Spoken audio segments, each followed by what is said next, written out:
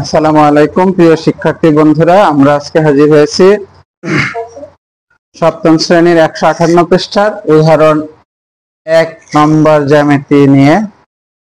তো উদাহরণ 1-এর খ নম্বর জ্যামিতিতে কি বলছে আমরা দেখি যে এবিসি একটি সমবাহু ত্রিভুজ। এই ত্রিভুজের এডি, বিই আর সিএফ তিনটি মধ্যমা। যদি এই তিনটা মধ্যমা হয় তাহলে আমাদের দেখাতে হবে যে ত্রিভুজের কোণ এ কোণ সমান বি কোণ সমান সি কোণ প্রমাণ করার জন্য। তাহলে এই জ্যামিতিটা শিখতে হলে আমাদের সর্বপ্রথম যে বিষয়গুলো নিয়ে একটু ধারণা থাকতে হবে সেটা হচ্ছে সমবাহু ত্রিভুজ, অর্থাৎ যে ত্রিভুজের তিনটা বাহু সমান। 2 নম্বর ধারণা আমাদের থাকতে হবে যে মধ্যমাটা কি।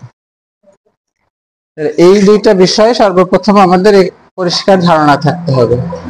তাহলে মধ্যমাটাকে একটু আমরা দেখি যে একটা ত্রিভুজের শীর্ষবিন্দু, যে কোনো একটা শীর্ষবিন্দু, যে তিনটা শীর্ষবিন্দু থাকে তার মধ্যে যে কোনো একটা শীর্ষবিন্দু যদি আমরা চিহ্নিত করি তাহলে সেই শীর্ষবিন্দুর বিপরীত যে বাহু, আমরা ধরে নিলাম এখানে পি কিউ একটা ত্রিভুজ, পি কিউ আর একটা ত্রিভুজ।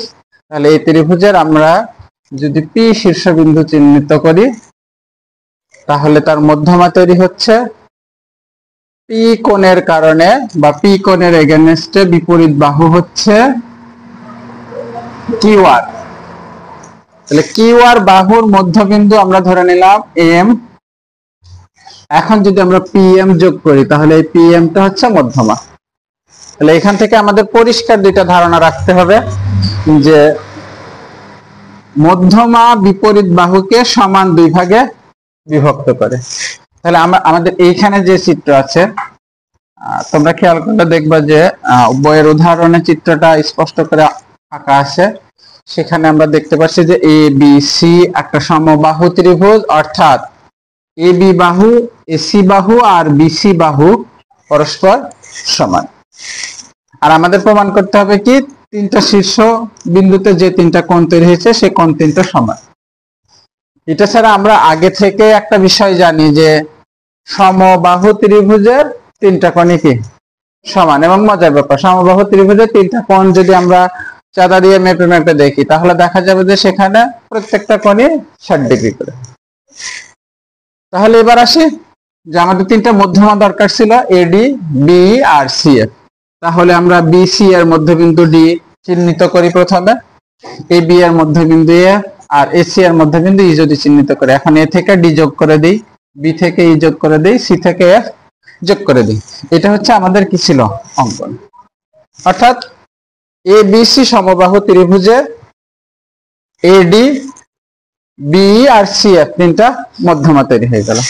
এখন আমাদের যে প্রমাণে যাই, প্রমাণ করার জন্য তাহলে কি করতে হবে, যদি আমরা এইখানে ত্রিভুজের মনে করো যে আমি এই দাগগুলো একটু মুছে দিলাম, এই দাগগুলোকে আমি একটু মুছে দিলাম, তাহলে এবিসি ত্রিভুজের এডি মধ্যমা, এবিসি ত্রিভুজের এডি যদি মধ্যমা হয় তাহলে এখন আমরা হিসাব করতে পারছি। দেখো যে এ বি ডি একটা ত্রিভুজ, এ সি ডি একটা ত্রিভুজ। এই দুইটা ত্রিভুজের মধ্যে আমরা সর্বসমতার যে শর্তগুলা রয়েছে সেখান থেকে যে কোনো একটা শর্ত যদি প্রমাণ করতে পারি তাহলে আমরা এই দুইটা ত্রিভুজকে কি লিখতে পারবো, সর্বসম লিখতে পারবো। সর্বসমতার সেই সূত্রগুলোর মধ্যে আছে বাহু বাহু বাহু উপপাদ্য, বাহু কোণ বাহু উপপাদ্য, অথবা কোণ বাহু কোণ উপপাদ্য, অথবা সমকোণী ত্রিভুজের অতিভুজ আর যে কোনো একটা বাহু যদি সমান হয় তাহলে আমরা বলতে পারি যে কি ত্রিভুজটা সর্বসম।